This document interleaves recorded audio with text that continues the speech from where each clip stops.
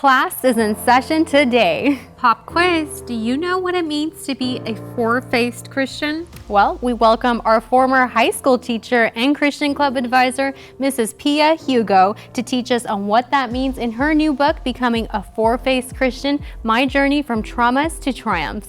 A devoted leader in her community, Pia Hugo has worked as a public high school teacher for over 22 years, mentors both teens and adults, compassionately serves the homeless on Skid Row, and is the founder and director of Zion Healing and Restoration Ministries based in Los Angeles. Pia truly has such a powerfully anointed message and a sense of urgency to share with believers and non-believers alike in her new book, so be sure to watch our interview now to get an interview into all that she's done and is doing to share the love of Jesus through generations.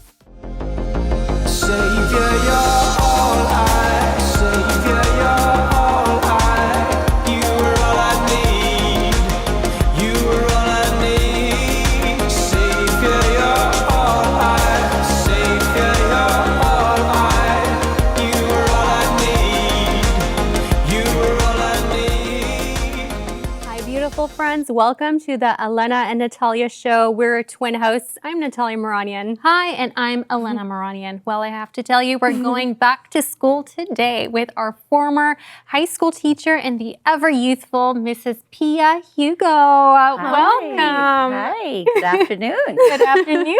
I am so excited to be here. Oh, we are so excited. It's bringing back so much nostalgia just to see you. I mean, you haven't Hopefully changed. good memories. Very good. Okay. You haven't changed a day. I know. And you look Thank the you. same. See, that's why I love you, girl. It's the truth. We wouldn't say it if it wasn't true. I mean, Thank how many you. years have passed since high school? Over 10, a 11, decade. Over a decade. Yeah. Okay, don't remind me. Okay. I know. Sometimes I don't want to be reminded of my age. You still look the same. You're evergreen. You're Thank still you. the same. Well, you know what? I have to thank the Lord. Amen. He keeps us ever youthful. He renews our youth like the eagles. It's There never you too go. soon to start praying that. Yes. We're so excited to be with you today and for you to share your heart. I know that you're a public school teacher and you'll be imparting lessons learned and teaching us along the way as well. So it's classes in session. You can never stop learning. Yes. Yeah, that's the truth. And so just so that our audience can know, you were my summer school econ teacher. Both of ours, but in separate classes as well. And I remember it was in 2007, and that was also the time that you got married. I did. 777. You know, I chose that date so my husband would always remember our anniversary No date. excuses. That's right. Such a beautiful date. 777. Yeah, I Shout was so out to happy them. to have both of you. Aw. Of course, it was a little hard to Elena, Natalia, keep you straight. Yeah. I still have a little bit of difficelty, but I think I got it down now. Now, Elena is the black hair. Elena, yes. And Natalia is the blonde hair. There you go. Mix up the blonde. Here. No more confusion. No more confusion. Yeah, so I wanted to do a special shout out to your former high school as well, Christina Valley High School. CV. What has changed? I mean, do they still have CVTV? Of course, yes. Since you were one of our TV talk show hosts, yes. I was one of their CVTV anchors. Proud at that. Yeah. Yes, that's where you got your beginnings, right? Yeah, it actually was my beginnings. I had no clue that I wanted to go into TV, and then Elena saw an audition happening. Like, and let's try it out. There you made go. it. And little did you know that you would someday go international. Wow, God's great. God knew. Yeah, God God knew. had the right plan. But we love CV and the fact that you were a Christian Club advisor as well. And I you still are am. after 22 years, is it? Yeah, this is my 23rd year of 23rd teaching year of going in. So yeah. So you started in 96? Yeah, 97. 97. Okay, so you're going into your 23rd year. That was the year our little sister Catalina was born. Oh, she was also and she was also my student. Wow. That's right. Wow. That's amazing. God is faithful. So I know we're calling this an interview with you, but I really feel like it's an interview. Yeah. We're getting an interview into your life, who you are, and your new book that you wrote. Becoming a Four-Faced Christian, Yes. which There you go. when you sent me the copy of it, it was online at the time, a manuscript of it. I read it literally in about a week or less than, and it so moved me. I mean, we knew you as I knew you as a professional high school teacher, but this gave truly a personal, intimate look into your life and who you are and what makes you you. And really a clarion call, a prophetic, urgent message that we need our viewers to read and to stick around to this interview to listen to. Absolutely. And I thank you for having me and allowing me this opportunity to share a little bit, because my life is an open book. Literally. So, literally. I love it. I love it. And so just to start with your life as an open book, I'd like to start with an icebreaker. An icebreaker. You know how students, you know how teachers do icebreakers like with their students on the first day of school? Absolutely. They're like, give us 3 fun facts. So we'll instead of 3 fun facts, we know your name is Pia. Using the first 3 letters of your name. Okay, which is basically all of the letters. What adjectives would you use to describe yourself? Oh, that's awesome. I love that question. I should use that as an icebreaker for one of my classes. For those who have super long names, it might go on forever. But first 3 letters, right? It works for yours. The first 3. So I would say P for positive, because I think that is one of the reasons why I keep ever-youthful, just having a positive outlook. True. Good attitude. Always having, the best in mind. Yeah. I would say is inquisitive, because as a teacher, I think I have to be ever learning myself. So I'm always curious to learn. And A, I would say, that's a hard one, because there's so many A adjectives. So how about I'm gonna go with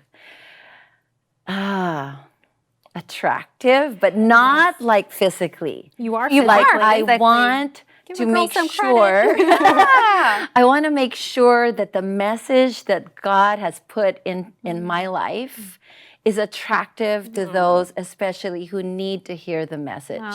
So I guess that's why I'm here. Because I want to make sure that we're going to attract the right audience who are going to listen to this interview, and not so much to get to know me, although that's part of it, but really get to know the God who lives in me. Amen. So that's why A for attractive. That's a beautiful explanation. Positive, inquisitive, and attractive. You know, when we were thinking about that, suddenly 3 words came to me. We feel it's Holy Spirit. Yeah, we feel along with those 3 words. Powerful. All right. Inspirational. All right. And anointed.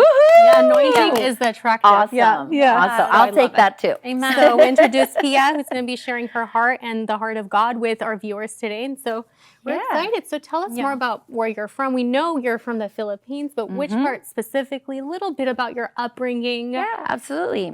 Do we have like 5 hours? I know. Every time I ask that, I try to be mindful that their story is loaded, but I'll keep it about short. Where you're from. Yeah. So I grew up in Manila, Philippines. Manila, yes. So Manila is the capital of the Philippines. And Manila is like a hodgepodge, just a little bit like Los Angeles, where you have a diversity of people.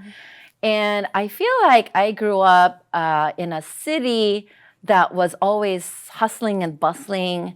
And we were all we all had very busy lives. I see. And so how I'm going to start my story is saying that I was the youngest of 7 children. And by the time I was born, all my siblings were already going to school. Both my mom and my dad were working. They were busy. So as a young toddler, I was pretty much left on my own. So the thing about my upbringing that I want to bring out is that I was never really lonely when I was little. And I mentioned that in my book because I always had this connection with God. I grew up Catholic, like most Filipinos. And I was told, if you just talk to God like a conversation, He can actually talk back to you. So I would have these like conversations with God as I'm playing with my dolls or just like going around my house, and I would sing to Him. So ever since I was little, I always felt like I had this invisible connection with God. Because we know some kids who talk to imaginary friends and dolls, but you knew you were talking to God. And it's interesting that even as growing up in a Catholic household, that you still had that Connection. deep knowing that you can Yes. have a one-on-one conversation with God. Yeah, it's a little uncanny because I know that a lot of people think of Catholicism as kind of a dead religion. And if you're Catholic, I mean, I don't mean to offend anyone, but we had a lot of rituals in our religion. Tradition. However, somehow I was able to just really pick up on the fact that no, God is a personal God. And I think I attribute that to my grandmother, who was very religious. And so she taught me all these things about how to pray,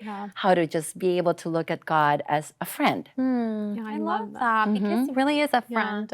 You're from the Philippines. Do you speak the language Tagalog? I do. Oh, you do? I do. I am fluent in What Tagalog. languages are you fluent in? I would say two, definitely, English, Tagalog. I am married to a Mexican American. Spanish. So I can say, comprendo español, pero no lo hablo mucho.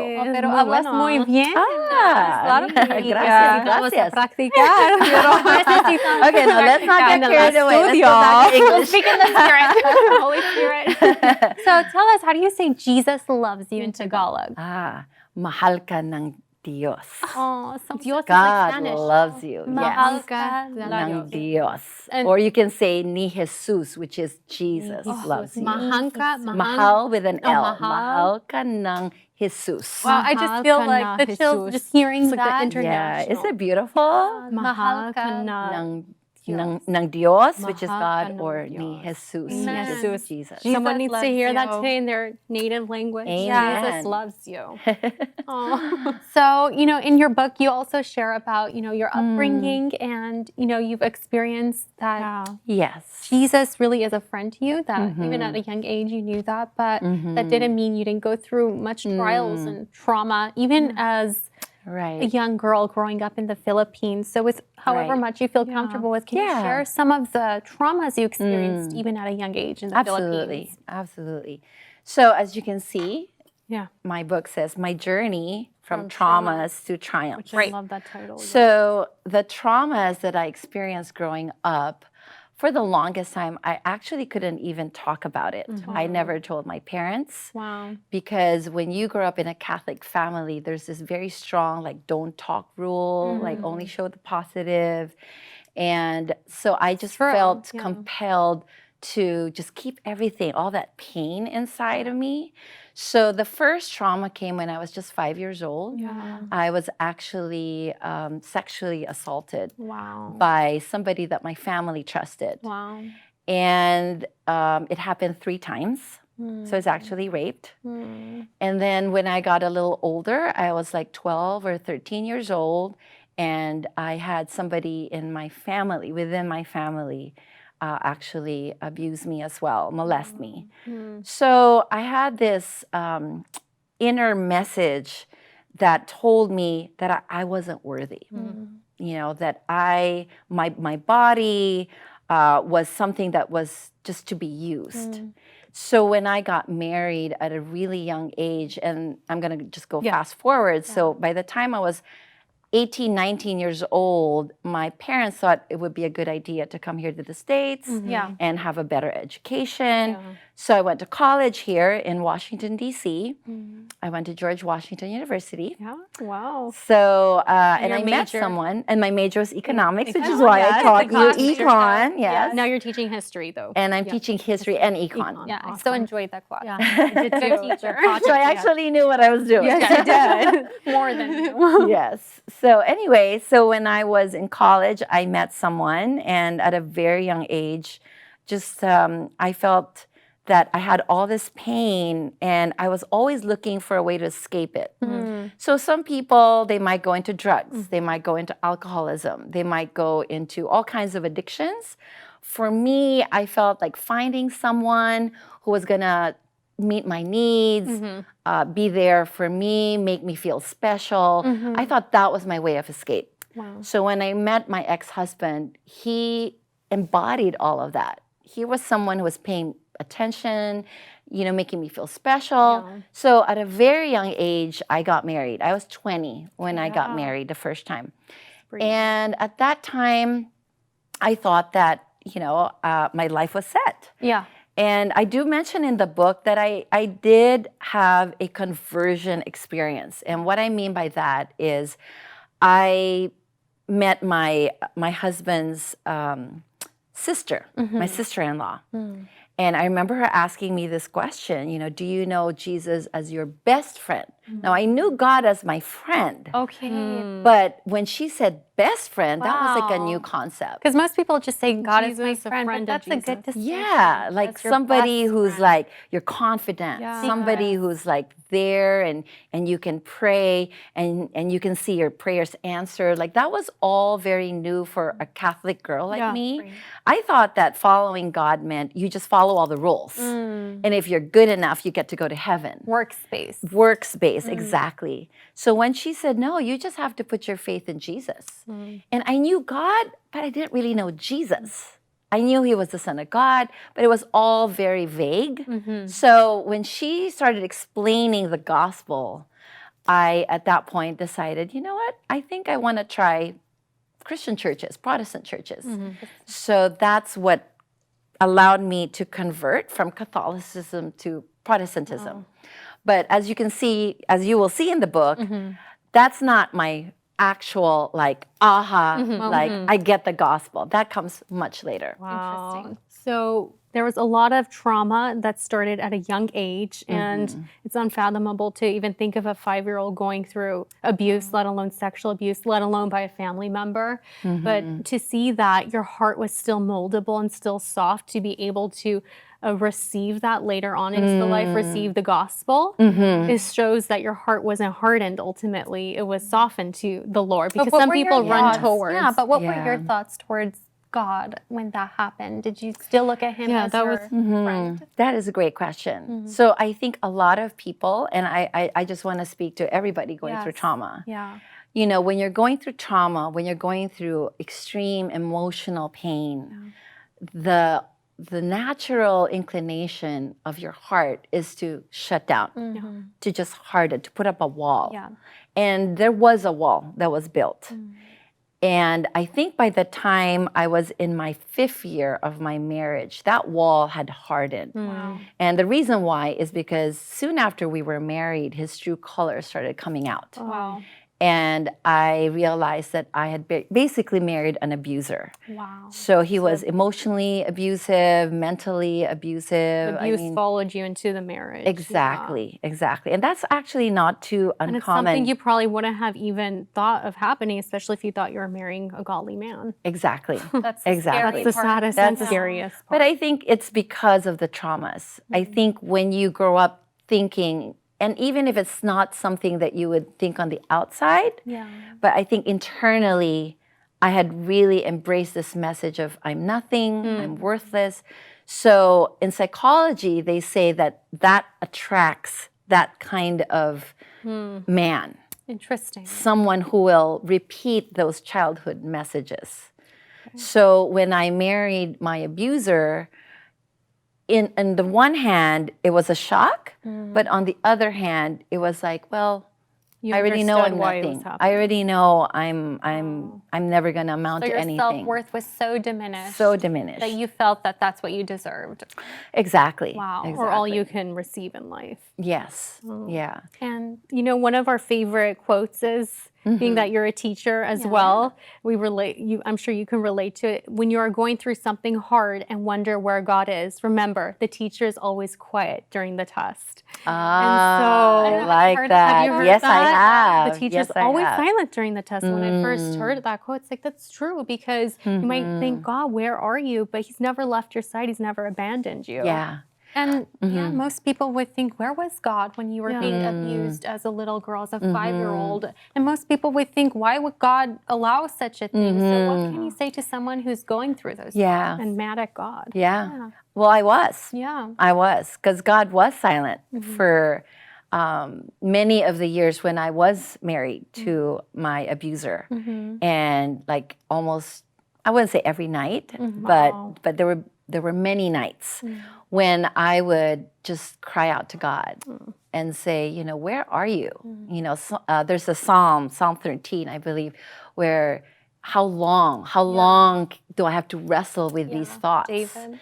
Yes. He and- opened his heart freely and Yes. fully to the Lord. Like right? you, Like yeah. all the pain and all the emotions going on inside. And many times, like that quote, I felt God was silent. So I was angry inside. Now on the outside, you would never know that because my ex-husband and I were actually church leaders. Okay. So we would serve, we would do good works. But again, I don't think I was necessarily out of the Catholic mindset of still having to do good works. So anyway, fast forward, if I may, Yeah, of course. to my divorce. So finally, I decided I can't do this anymore. My ex-husband progressively got more physically abusive.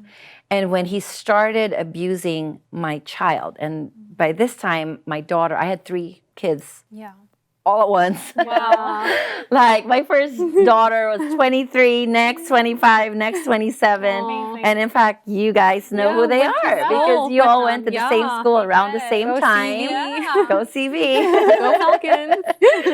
So all 3 kids were the product of this marriage. Okay. And by the time my daughter was 5, my son was 3, and the other son was 1, my ex-husband was a full-blown abuser at that point. Because what happens when you don't say no to the bully will keep bullying you. And that's why they say you can't appease a bully. Yeah. You have to at some point say no.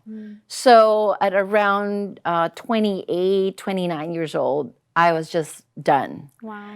And it didn't help that at that time, the church that I was going to was, I could say, legalistic. You know, they didn't really understand Yeah. the abuse that I was going through. And now I've forgiven my church leaders. Like there's nothing in my heart against them, but I think they were just largely ignorant as to what was really going on in my marriage. Right. And they didn't really know how to help me. Yeah. So at 30 years old, I was a broken woman. By that time, I was divorced. I was totally just confused. I had to struggle financially raising my 3 kids on my own. Difficult. So I would say from the time I was 5 years old to about, let's say 35, that's the trauma. It was like one trauma after another while struggling to remain a Christian. Wow. So Why do you think God allowed you to experience all this trauma for 30 years? yeah, From childhood abuse to marriage abuse to being a single mom with 3 children, struggling financially. Why do you think He allowed you to go through that?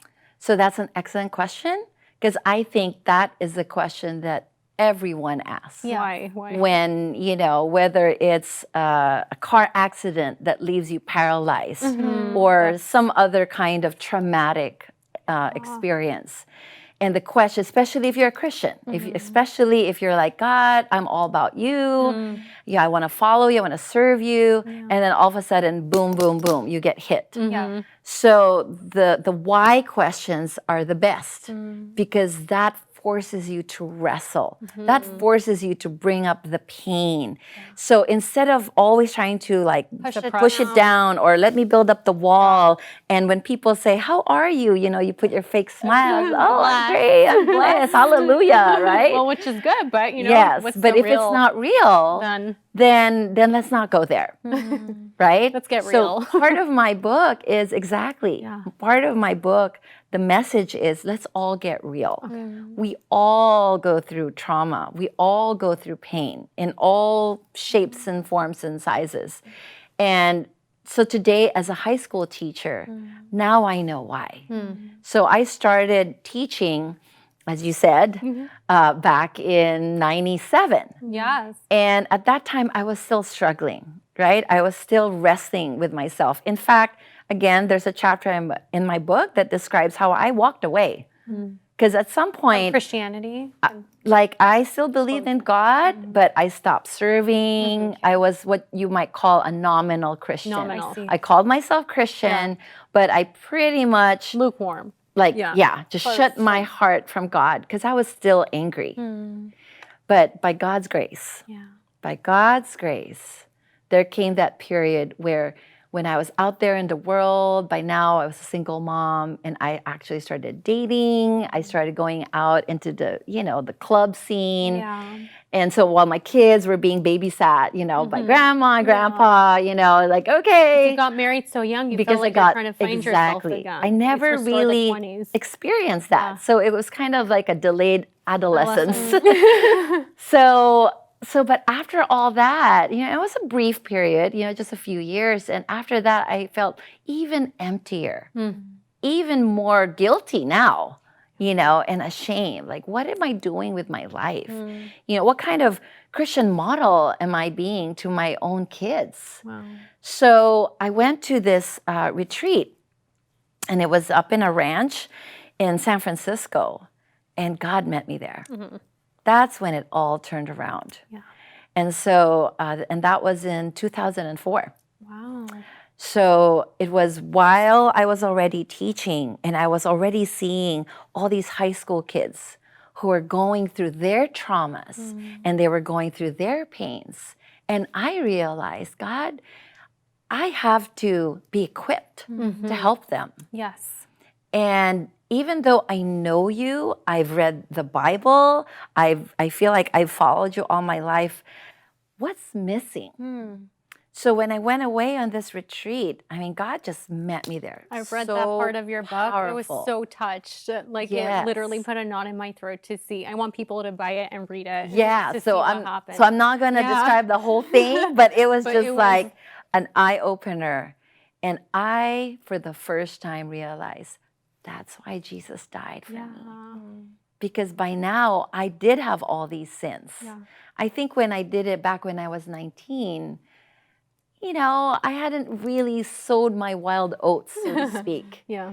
And now at like 30-something, like I had done stuff. You know what I mean? I'm not going to get too graphic, but I was like, I was a sinner in every sense of the word. I felt like I was a hypocrite. One sin or a million, like we're all falling short of the Exactly. glory We of all God. fall Yeah. short. We all fall need God's short grace, of the like you glory. said. So when it really hit me that I needed a savior, I needed someone to just wash away all the failures, all those, the sin and the grime and the stuff that the world throws at you. Yes.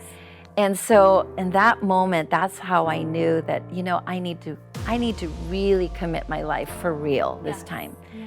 And that was it. Well, friends, be sure to catch us next time on the Elena and Natalia show as we continue with part 2 of our interview with Mrs. Pia Hugo. Hope you've been encouraged by the interview, insight, and inspiration you're being given throughout our interview with Pia. She's been so open and transparent in sharing her story and experiences with us and with you, but most importantly, pointing you to the love of God. Yes, we'll be talking in depth with Pia about vital themes in her new book, Becoming a Four-Faced Christian, My Journey from Traumas to Triumphs, and we'll also open a time for prophetic prayer and history with her.